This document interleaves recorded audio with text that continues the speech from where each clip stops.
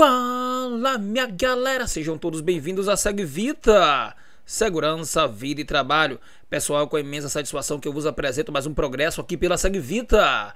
Esse é o nosso curso Empilhadeira, o nosso episódio número 11, o qual traremos como tema carregadores e baterias, recargas, instalação e cuidados. SegVita! Cuidados com a bateria da empilhadeira elétrica. Pessoal, uma característica da empilhadeira elétrica é a não emissão de gás tóxicos, justamente pelo fato dela ser uma bateria, uma empilhadeira, melhor falando, movida a bateria elétrica. Por esse motivo, é muito utilizada em ambientes fechados, não prejudicando o bem-estar e a saúde dos trabalhadores. E te digo mais, possui um design mais compacto, sendo ideal para locomoção ali em corredores estreitos. Esse tipo de empilhadeira elétrica também, pessoal, ela tem a sua torre bem mais alta do que as torres das empilhadeiras convencionais. Isso é bom destacar. Carga inicial. A bateria perde um pouco da sua carga durante o transporte. Essa perda também ocorre no período de armazenamento anterior à instalação. Para assegurar que a bateria esteja pronta para entrar ali em operação, ela deve receber ali uma carga inicial de 3 a 6 horas antes de ser instalada na empilhadeira.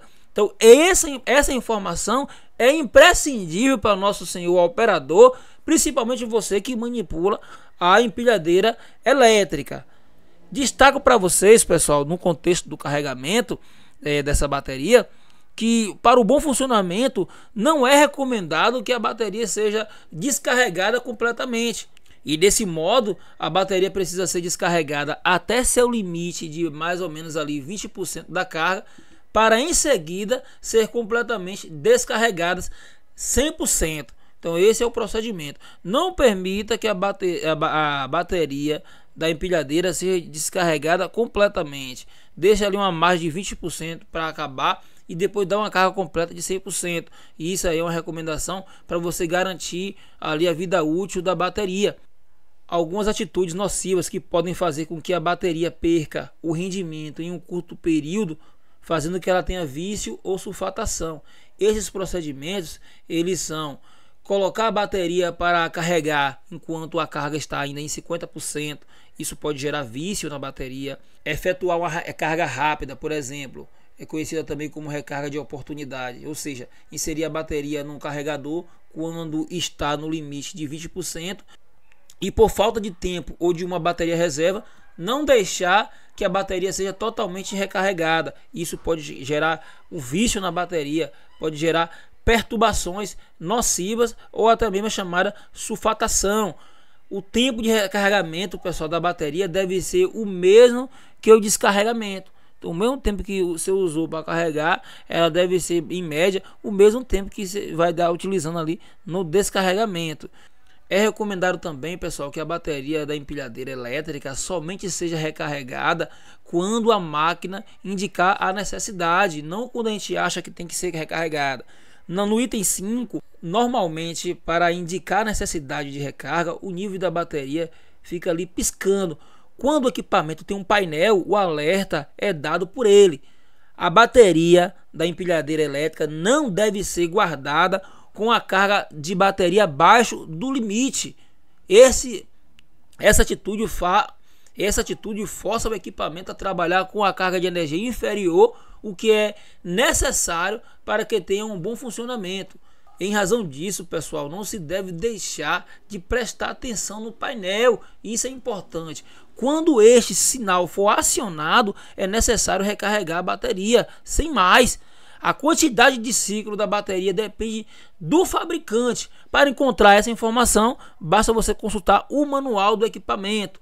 Também é importante que não esquecer de demorar para trocar a bateria, pois pode provocar uma descarga profunda, como consequência a bateria não vai recarregar completamente, sendo necessário convocar um técnico. E ainda a gente destaca nos cuidados especiais com a bateria, deve sempre verificar se o carregador e a bateria coincidem em tensão. capacidade e número de elementos. Isso é extremamente importante, pessoal. Se a bateria é de 12 volts, 24 volts, como é que você vai botar num carregador de 50 volts, de 100 volts? Você vai estragar o equipamento, você vai estragar a bateria. Então, deve-se sempre verificar se o carregador e a bateria eles são compatíveis em termos de tensão, tá? Também a capacidade e o número de elementos. Isso é importante observar. É necessário certificar-se que o carregador está desligado antes de conectá-lo ou desconectá-lo da bateria. Caso esse procedimento não seja seguido, pode resultar na formação de arcos elétricos, causando danos materiais e físicos. Claro, pessoal, se o carregador está na energia e a bateria está acoplada nele, se eu tiro a bateria com o carregador na energia, na hora que eu tiro a bateria, o circuito vai entender com uma abertura de circuito, e isso vai gerar arco elétrico. E também no encaixe. Então é sempre importante que na hora que você for colocar a bateria, o carregador esteja fora da tomada. Tá? Colocou a bateria, coloca o carregador na tomada. Vai tirar a bateria, tira o carregador da tomada e depois tira a bateria. Esse é o procedimento seguro. Sempre mantenha chamas e fagulhas longe das baterias. Para evitar danos por sobrecarga, não deve recarregar uma bateria se ela não estiver sido descarregada abaixo de 1.240 gramas por decâmetro cúbico, e recomendado também utilizar por mais um turno sem descarregá-la abaixo do limite de 80% da sua capacidade antes de colocá-la em recarga ou em carga. Nunca recarregue uma bateria se a temperatura estiver fora da faixa de operação, que gera em torno de 15 a 35 graus Celsius. A área de recarga deve ser fresca e ventilada. Não adicione água à bateria antes da carga. Isso pode provocar ali um transbordamento de eletrólito. Mas se tiver algum elemento com nível baixo aparecendo as placas, coloque somente água para cobrir as placas. Efeitos da temperatura. É muito importante, pessoal, deixar a bateria voltar para a temperatura ambiente, pois ela pode atingir no máximo 45 graus Celsius. Caso este valor seja ultrapassado durante o período de carga, é recomendado desligar o carregador e esperar que a temperatura baixe para evitar acidentes. Normalmente a temperatura do eletrólito, o que é um eletrólito, pessoal? É o ácido sulfúrico diluído em água, tá? Então esse eletrólito ele varia ali a sua temperatura entre 5 e 15 graus Celsius durante a recarga.